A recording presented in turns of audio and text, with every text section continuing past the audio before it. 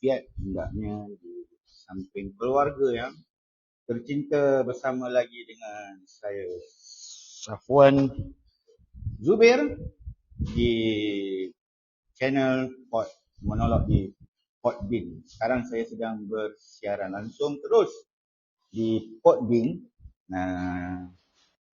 Terima kasih kepada semua yang sudi mendengar celoteh dan juga pandangan ringan daripada saya.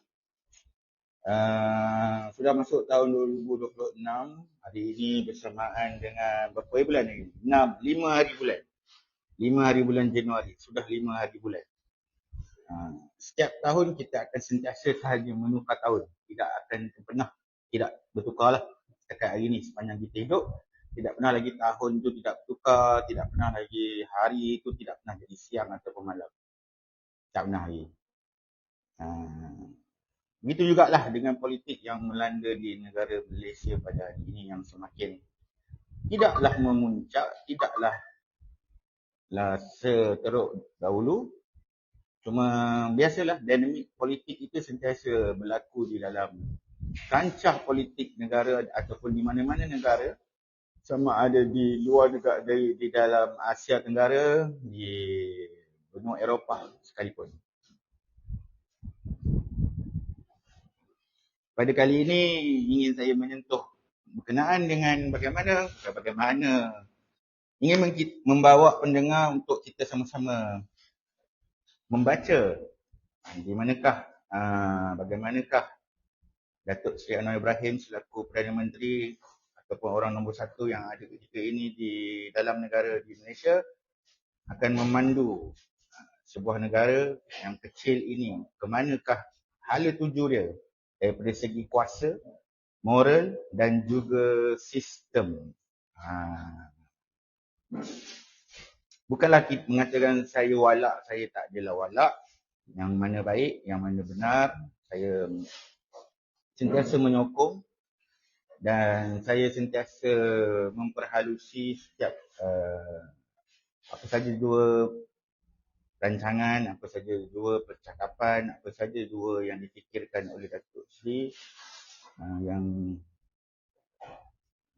beliau buat. Saya sentiasa mengekori dalam maksud jahat. Saya mengekori sebab saya minat dengan cara dan juga gerak politik yang beliau cuba tonjolkan di dalam media masa kali ini, terutama dalam kancah politik negara pada kali ini. Sebab saya rasa ada keunikan daripada segi cara beliau mentadbir dan juga beliau berpolitik. Ada seni dia yang sukar untuk sesiapa untuk memahami, melainkan dia fahamlah. Allahu Akbar. Okey, aku selalu fikir macam ni. Setiap kali kita bercakap tentang negara, setiap kali, ya, seumpamanya siapa-siapa pun bangun pagi dia akan fikir, apa dah jadi negara tu ni. Kalau saya lah, kalau orang lain tak tahulah. Kita akan selalu cepat bercakap tentang siapa yang memerintah. Siapa yang memerintah pada hari ini. Saya rasa. Tetapi jarang kita nak tanya dekat diri kita, sekali lah, kalau walaupun tak banyak kali kita tanyakan sekali dekat dalam hidup kita. Bagaimana kuasa itu sebenarnya dia bekerja? Kita tak tahu. Kita tak pernah tanya. Macam mana dia boleh jadi macam tu? Kenapa bajet ni boleh jadi macam tu? Kenapa dia jadi macam tu? Kalau macam saya sendiri yang cakap, orang akan cakap, engkau tak apalah, engkau memang politician. Ataupun orang akan cakap saya, engkau tak apalah, engkau memang belajar politik. Tapi sebenarnya tak juga, sebab benda ni adalah, bagi saya, itu adalah pada minat masing-masing. Ego seseorang dalam apa-apa tajuk kehidupan pun itu atas masing-masing, saya rasa lah. Semua jalan cerita ni saya nak bawa, bila nama Anwar Ibrahim itu disebut, ramai orang di antara kita di Malaysia, ramai akan terus terbahagi kepada dua. Kalau yang saya nampak lah. Ada yang akan melihat Anwar Ibrahim ni kita lihat Anwar Ibrahim ni selaku seorang reformis yang akhirnya telah sampai ke kemuncak. Maknanya apa yang diperjuangkan oleh Anwar Ibrahim dulu, akhirnya dia sampailah ke puncak destinasi. Akhirnya. Kan? Ada juga yang melihat dia merupakan seorang yang idealis yang kini terpaksa terikat dengan realiti. Bagi aku, kedua-duanya betul dan kedua-duanya mempunyai penjelasan yang tertentu. Sebab apa? Bila kita berbicara mengenai kedua-dua ini, iaitu reformis dan juga idealis ini, sebenarnya kedua-dua ini akan memacu kita ke arah kuasa. Dan bagaimanakah kuasa itu bila kita bawa dia patah balik duduk di dalam politik dan bagaimanakah ia dimaksudkan, dituntaskan dengan makna. Bagi aku soalan itu dia tak pernah, dia sentiasa akan berulang. Dan aku tidak melihat Anwar itu sebagai satu individu. Aku melihat negara ini melalui diri dia. Kerana setiap zaman akan ada tokohnya yang tersendiri. Dan setiap tokoh itu akan mendedahkan keadaan sebenar sistem yang dia sedang pimpin. Begitulah juga dengan Anwar Ibrahim.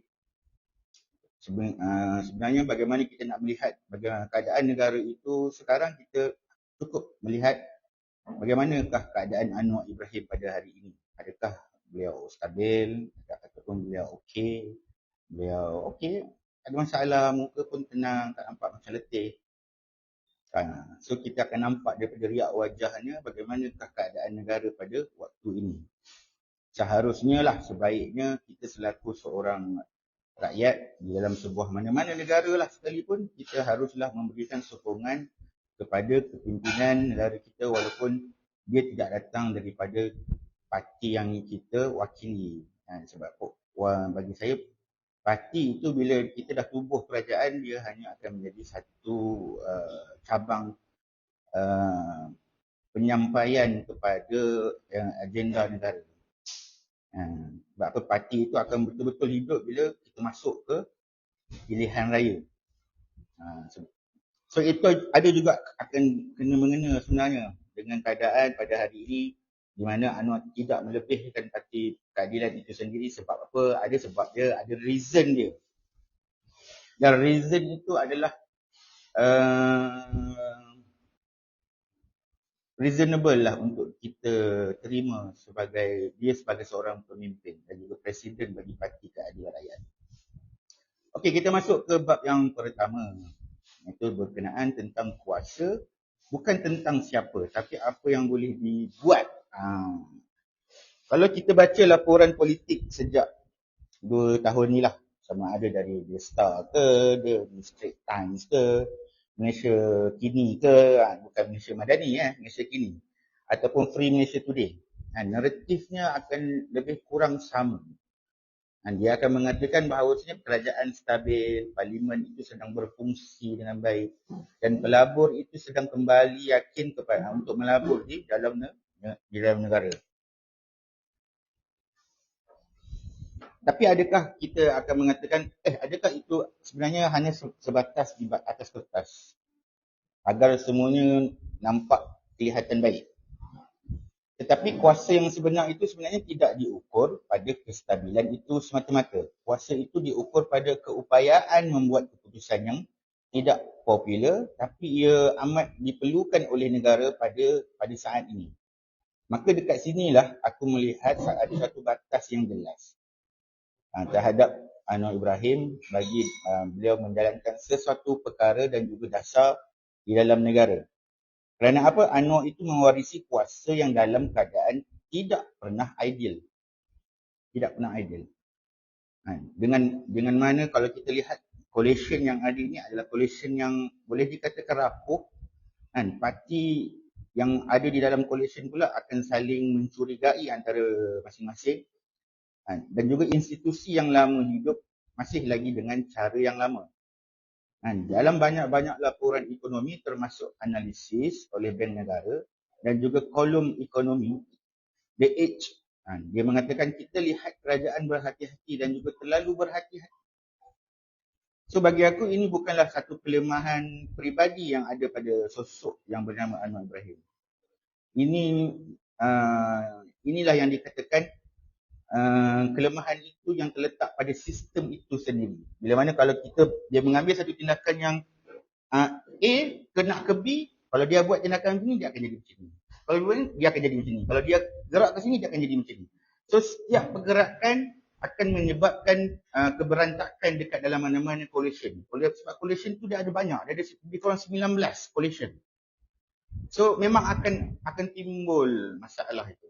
So kuasa yang ada tetap ada, dia tetap bergerak perlahan kerana terlalu banyak benda, banyak hati, banyak ragam, banyak parti yang perlu dijaga oleh beliau.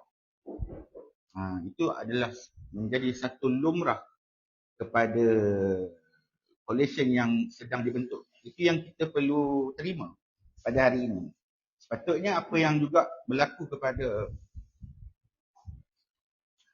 ahli-ahli parti yang ada di dalam coalition sebenarnya adalah kita memberikan perhatian kepada bagaimanakah coalition itu dibentuk. Kita bukan datang daripada parti yang dominan seperti dahulu, tidak. Pada hari ini kita berkongsi kuasa dengan parti-parti kecil yang ada untuk membentuk sistem negara yang ada agar apa? Matlamat kita yang utama kita masuk kepada pilihan raya adalah untuk membantu rakyat dan juga memberikan kesejahteraan kepada rakyat. Adakah kita telah mencapai kita punya objektif itu ataupun tidak? Bukannya kita menimbulkan keresahan dalam menguncang-ngacirkan coalition yang ada. Betul? Tapi walaupun ada sebilangan daripada kalangan kita, daripada kalangan ahli-ahli parti yang mengambil tindakan dengan cuba membawa satu provokasi untuk memecah belahkan kerajaan perpaduan yang ada sekarang, itu mungkin satu sikap yang tidak matanglah bagi saya. Dalam bab yang kedua tentang moral antara ideal dan juga tanggungjawab. Anwar Ibrahim, kalau kita lihat daripada setiap kali beliau bercakap, beliau berkata-kata di atas pentas, beliau akan menuturkan. Beliau akan menuturkan berkenaan dengan moral. Anwar Ibrahim selalu akan bercerita tentang moral. Soal keadilan, soal amanah, soal nilai yang ada di dalam Malaysia Madani yang tidak diambil tahu oleh rakyat Malaysia, yang bagi saya sebenarnya cukup mudah, cukup senang untuk difahami sebab cukup lengkap apa yang cuba dibawakan daripada nilai yang digelar kerangka Malaysia Madani itu. Cuma bagi pandangan saya, daripada peringkat awal saya melihat kerangka Malaysia Madani itu, saya katakan ia adalah satu kerangka yang tidak lengkap. Bukan bermaksud Anwar Ibrahim itu tidak lengkap menyediakan kerangka, tidak. Dia tahu apakah yang ada di dalam kerangka tersebut, cuma dia membuka dan juga memberikan peluang dan juga ruang kepada rakyat untuk mengisi di dalam ruangan yang dibiarkan kosong tu. Dia bukan sebab dia tak lengkap disebabkan dia tak tahu, kan. Dia biar supaya rakyat itu dapat memahami dengan tepat apakah maksud nilai madani yang cuba dibawakan oleh beliau, tanpa beliau yang membawa penjelasan itu daripada atas turun ke bawah. So ini satu perkara yang konsisten daripada beliau. Kalau kita semak wawancara beliau dengan media antarabangsa seperti Al Jazeera ataupun Financial Times, mesejnya jelas. Negara tidak boleh dibangunkan tanpa nilai. Tidak ada mana-mana negara pun sebenarnya kalau dibangunkan itu tanpa nilai, dia akan menjadi sebuah negara yang diktator, yang tirani namanya. So daripada situ aku tidak tidak mempertikaikan keikhlasan yang cuba dibawa oleh beliau. Sebab itu aku katakan beliau ini unik orangnya. Retorik bahasa yang cuba beliau bawakan itu adalah satu retorik yang bahasa yang cukup tinggi. Yang tidak ada aku lihat pada tokoh-tokoh kepimpinan yang lain. Tetapi di sinilah konflik itu dia berlaku dalam keadaan yang paling senyap, paling sunyi.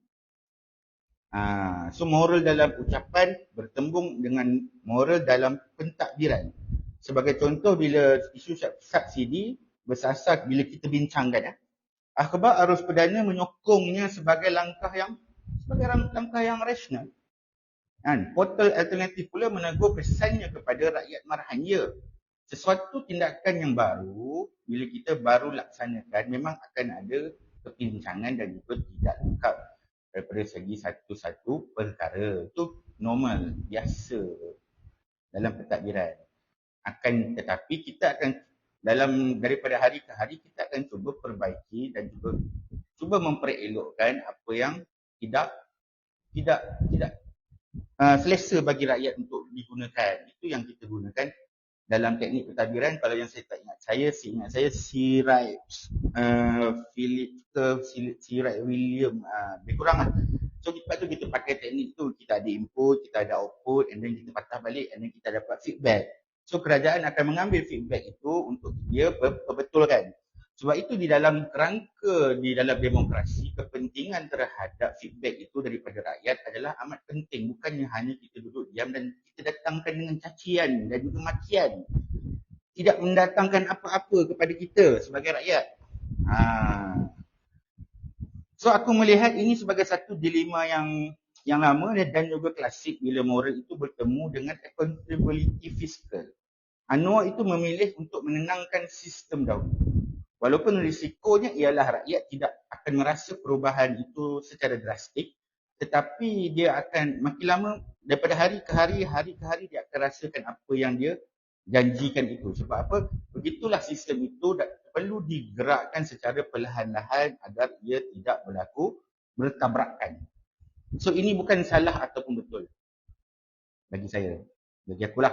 So ini merupakan harga kuasa dalam sistem yang belum sembuh sepenuhnya pada hari ini. Kita masuk ke bab yang ketiga, sistem. Ini bukan kerajaan baru, ini merupakan sistem lama yang diurus dalam cara yang baru. Banyak kolumnis politik itu menulis seolah-olah Anwar bebas melakukan apa saja. Ya, kalau kita fahami, bila kita sudah berkahwin dengan isteri kita, sebenarnya apa yang ada di dalam keluarga kita itu adalah kita punya tertakluk kepada kita. Begitulah juga di dalam bila kita berfikir, bila seseorang itu sudah menjadi seorang pegawai ataupun ketua bagi sesebuah kerajaan, kita akan mengatakan, dia mempunyai kuasa. Dia ada kuasa, dia boleh buat apa saja. Ya, kalau ada kuasa, kalau boleh buat apa saja, sampai hilang kuasa, itu tak guna. Benar. Okey, betul tak? Macam Muhyiddin Yassin, dia dah berkuasa walaupun dia datang dapat kerajaan yang bertebu atap, tapi berapa lama dia berjaya? Kenapa dia tidak berjaya mengekalkan? Dan bagaimana kita lihat bagaimana pula UMNO dia bypass daripada cara itu untuk UMNO pula yang menjadi Perdana Menteri.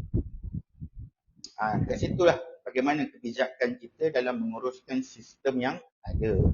So hakikatnya daripada apa yang dikatakan oleh kolumnis itu boleh dikatakan tidak berlaku.